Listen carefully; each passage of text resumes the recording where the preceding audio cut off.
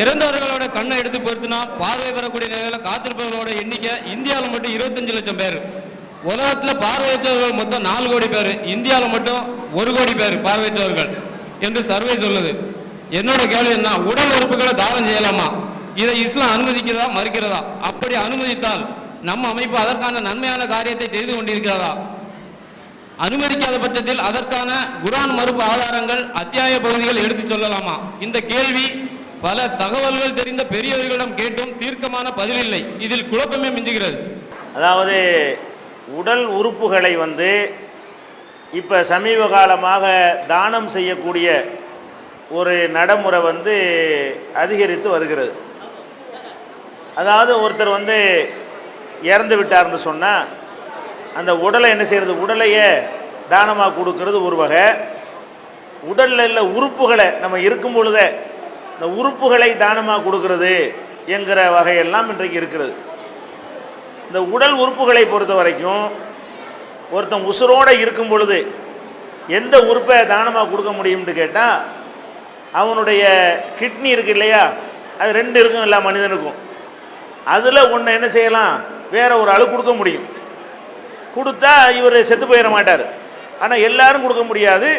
யாருடைய கிட்னி கரெக்டாக இருக்குதோ அவங்களுடைய உடல்வாகு, வயசு, ஆரோக்கியம் எல்லாத்தையும் கவனித்து இவர்கிட்ட ஒரு கிட்னி எடுக்கலாம் என்று சொல்வார்களேயானால், அந்த கிட்னியை தான் உசுரோடு இருக்கும்போது இன்னொரு ஆள் கொடுக்கக்கூடிய பழக்கம் நடைமுறை இன்றைக்கி உலகத்தில் இருக்கிறது.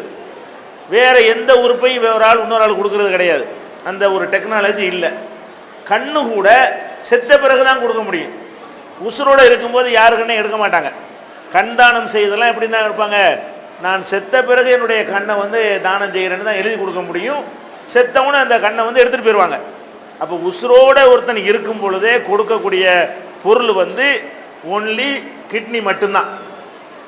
இதையும் வீக்காக போச்சு நம்ம இதயத்தை கொடுக்க முடியுமா? நம்ம செத்து போயிடுவோம். அப்போ கொடுக்கறது என்னது, கிட்னியை தான் கொடுக்க இயலுமே தவிர வேறு ஒன்றையும் கொடுக்கறதுக்கு ஒரு வரவே இல்லை. அந்த ஒரு டெக்னாலஜி இல்லை, அது முடியவும் செய்யாது. இப்போ இந்த கிட்னி கொடுக்கறதை பொறுத்த வரைக்கும் மார்க்கத்தில் கூடுமா கூடாதா? இதுதான் உடல் உறுப்பு தானத்தில் ஒருத்தன் அவனே இருக்கும் பொழுது கொடுக்கறது. இதை பொறுத்த வரைக்கும் மார்க்கத்தில் இதுக்கெல்லாம் தடுக்கப்பட்ட ஒரு விஷயமே கிடையாது. எதெல்லாம் மார்க்கத்தில் கூடாது என்று இருக்கிறதோ அதை சொல்வதற்கு தான் ரசூல் ஸல்லல்லாஹு அலைஹி வஸல்லம் வந்தாங்க. எது கூடாதோ அதை நேரடியாக சொல்லியிருப்பார்கள், இல்லைன்னா அப்படி மறைமுகமாக கூட சொல்லியிருப்பார்கள். அவங்களுடைய ஹதீஸுகளில் நேரடியாக இதை தடுக்கக்கூடிய வசனம் இருக்காது. ஏன்னா அந்த காலத்தில் கிடையாதுல்ல. கிட்னி தானம் கொடுக்காதீங்கன்னு ஹதீஸில் இருக்குமா?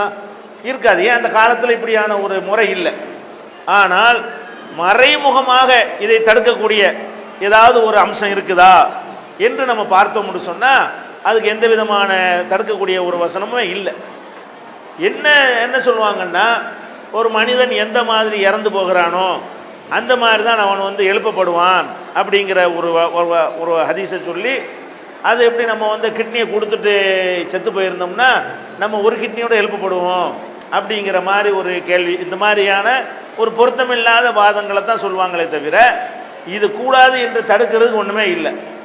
ஒரு மனிதன் நம்முடைய கிட்னி ஒன்றை கொடுத்தால் பிழைத்து கொள்வான், அவன் நல்லபடியாக வாழ்வான் என்று இருக்கும் பொழுது, நம்மள்கிட்ட எல்லாம் 2 தந்திருக்கக்கூடிய நேரத்தில் ஒன்று கொடுத்தால் நமக்கு பாதிப்பு வராது என்ற நேரத்தில் உதவினால் அது தப்பா? நமக்கு சொந்தமான எந்த ஒரு பொருளையும் நமக்கு பாதிப்பு இல்லாத வகையில் அடுத்தால் கொடுக்கலாம். நம்மளை பாதிக்கிற விதமாக கொடுத்துடக்கூடாது. நம்ம கொண்டாட்டியை பட்னியாக போட்டு போய் அடுத்தவங்களுக்கு நம்ம சாப்பாடு கொடுக்க முடியாது. நமக்கு தேவையை நிறைவேற்றி கொண்டு என்ன செய்யலாம், அடுத்தவங்களுக்கு கொடுக்கலாம். இப்போ இந்த கிட்னி கொடுக்கறதை பொறுத்த வரைக்கும் அவருக்கு அந்த கொடுப்பதால் அவருக்கு எந்த கேடும் இல்லை. அப்படி இருந்தால் தான் எடுக்கவும் செய்வான். ஆனால் அது வியாபாரமாக இன்றைக்கி போயிடுச்சு.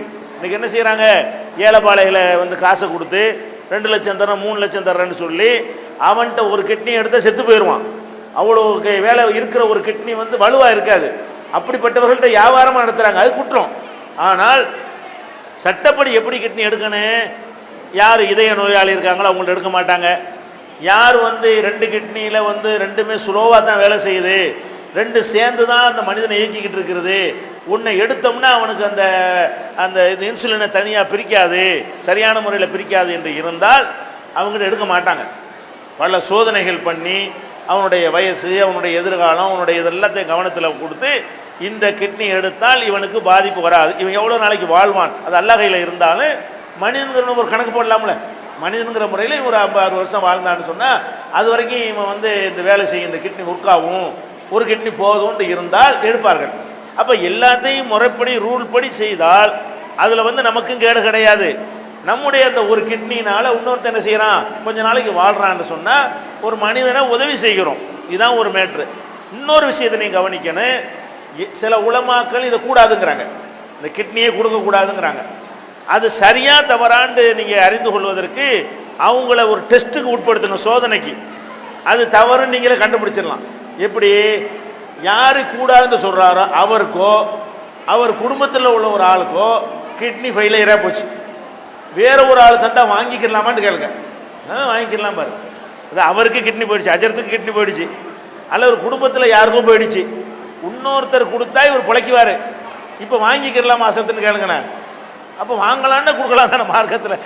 உனக்கு தேவையான வாங்கலாம்னு சொன்னால் கொடுக்குற எப்படி தப்பாக போவேன்? அப்போ நம்ம ஒன்றை வாங்குவதற்கு எதெல்லாம் மார்க்கத்தில் அனுமதி இருக்கிறதோ அதெல்லாம் கொடுக்குறதுக்கு அனுமதி இருக்கிறது. எது விற்கிறதுக்கு அனுமதி இல்லை, வாங்க அனுமதி கிடையாது. வாங்க அனுமதி இருந்தால் விற்க அனுமதி இருக்கிறது. இதுதான் இஸ்லாத்தினுடைய நிலை.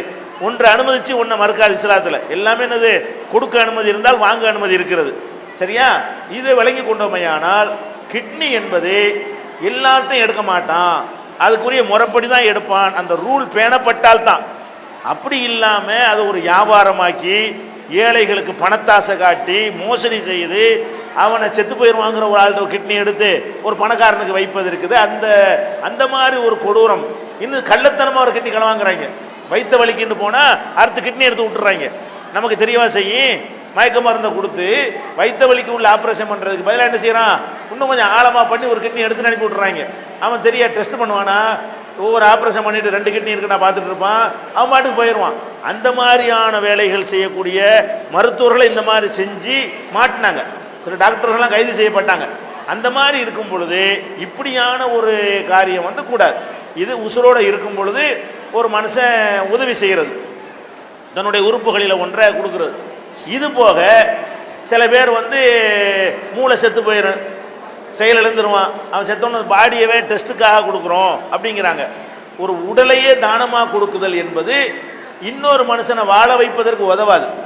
அது நம்ம உடலை தானமாக கொடுத்ததுனால என்ன, இன்னொருத்தர் முளைச்சிருவான், அதனால் இந்த உடலை வந்து வேற ஒரு ஆளுக்கு ஏதாவது பொறுத்த இயலுமா, ஒன்றும் முடியாது. அப்போ இந்த உடலையே தானமாக கொடுத்தல் என்பது எந்த ஒரு மனிதனையும் வாழ வைப்பதற்கு உதவாது. அதில் எந்த விதமான ஒரு பெரிய மனித குலத்துக்கு பெரிய நன்மை இல்லை. என்னத்துக்கு நன்மை ஏற்படும்? ஆய்வு கூடங்களில் ஆராய்ச்சி பண்ணுவாங்கல்ல, அறுத்து கண்டு குரங்கையும் தவளையும் போட்டு பண்ணுறதுக்கு பதிலாக மனுஷனையே பண்ணி என்ன செய்யலாம், அந்த உறுப்புகள் என்னன்னு கண்டுபிடிப்பதற்கு சோதனை கூடங்களுக்கு, அது கல்லூரிகளில் பாடம் நடத்துவதற்கு, இந்த மாதிரியான விஷயங்களுக்கு தான் இந்த உடல் தானம் பயன்படுமே தவிர அது வந்து ஒரு சக மனிதனுக்கு பயன்படாது. மனிதனுடைய கல்விக்கு நாலேஜுக்கு பயன்படும். இந்த மாதிரி உடலை கொடுத்தார்களே ஆனால் அது நாலேஜுக்கு பயன்படும். இது வந்து அதை கொடுக்கணும்னு மார்க்கத்தில் இது ஆர்வமூட்டப்பட்ட அவசியமும் நமக்கு கிடையாது. இருக்கிறவர்கள் கொடுத்து அதை வச்சு நினைஞ்சிருவாங்க, அதை கண்டுபிடிச்சிக்கிடுவாங்க. அப்படி கொடுக்காவிட்டால் கூட என்னவாயிரு, அவங்க வந்து வேறு வேறு பிராணிகளை வைத்து அந்த ஆராய்ச்சி நடக்கத்தான் செஞ்சு, மனித உடல் இல்லாத காலத்தில் தவளை குரங்குகளை வைத்து ஆய்வு பண்ணி என்ன செஞ்சாங்க, அது செய்து கொண்டு தான் இருந்தார்கள். அது ஆர்வம் ஊட்டக்கூடிய ஒரு பணி கிடையாது. அதனால ஒரு நிர்பந்தம், ஒரு அவசியம்னு வந்தால் தான் என்ன செய்யலாம், அது செய்யலாம். அப்படி ஒரு அவசியம் இல்லாததுனால அது நம்ம ஆர்வம் ஊட்டுறது கிடையாது. ஏன்னு கேட்டால் நமக்கு மார்க்க ரீதி அவனுக்கு ஜனாசா தொழுகை பண்ணணும், நல்லடக்கம் செய்யணுன்ற ஒரு கடமையெல்லாம் போயிருமில்ல. இப்போ நமக்கு என்ன கடமை இருக்குது இஸ்லாத்தில், உடலையே தானமாக நீங்கள் கொடுத்தீங்கன்னா அடக்கம் செய்வது என்ற ஒரு கடமை உங்களுக்கு சுமத்தப்பட்டிருக்கா இல்லையா? அல்ல ஆதி மனுஷனுக்கு அதை கற்றுக் கொடுத்தானா இல்லையா? என்ன செய்கிறேன்னு தெரியாமல் இருக்கும் ஒரு காகத்தை அனுப்பி குழி தோண்ட வச்சு அது வந்து இன்னொரு காகத்தை அடித்து அதை புதைக்கிற மாதிரி எல்லாம் வந்து ஆதம் அலைஹிஸ்ஸலாத்துடைய அவங்களுடைய மகனுக்கு 2 மகனில் சண்டை போட்டுக்கிடுவாங்க இல்லையா? அதை பற்றி குர்ஆனில் சொல்லும் பொழுது மனிதனை கொண்டே அடக்கம் செய்வது என்பதை மனித வரலாறுடைய ஆரம்பத்திலிருந்தே அது நமக்கு சொல்லித்தரப்பட்டிருக்கிறது. இப்போ உடல் தானம் கொடுத்து அடக்கம் பண்ண இயலுமா? அடக்கம்ங்கிறது அதில் ஒன்றும் இல்லாமல் போயிடும். அது ஒரு நம்ம மார்க்கத்தினுடைய ஒரு சுமத்தப்பட்ட ஒரு கடமை. இது தடுக்கலாம். உடலையே தானம் செய்கிறது என்பது கிடையாது. தேவைப்பட்டால் கண் தானம் செய்யுங்க, மூத்தா போகும்போது என்னுடைய கண்ணை கொடுக்குறேன்னு சொல்லுங்கள், அது ஒன்றும் தப்பு கிடையாது. கிட்னி தானம் செய்யுங்க, அது ஒரு மனிதனுக்கு உதவ போகிறது, உசுரோடு இருக்கும்போது நீங்கள் செய்கிறது. இந்த மாதிரி செய்யலாமே தவிர மொத்த பாடியை நான் செத்த பிறகு கொடுக்குறேன்னு சொன்னால் உங்களுக்கு என்ன இருக்காது, இஸ்லாமிய முறைப்படி உங்களை அடக்கம் செய்தல் என்பது வந்து அங்கே ஒரு மார்க்க கடமை அடிபட்டு போகுது. மார்க்க கடமை அடிபட்டு போகிற மாதிரியான விஷயங்களை ஊக்குவிக்க முடியாது.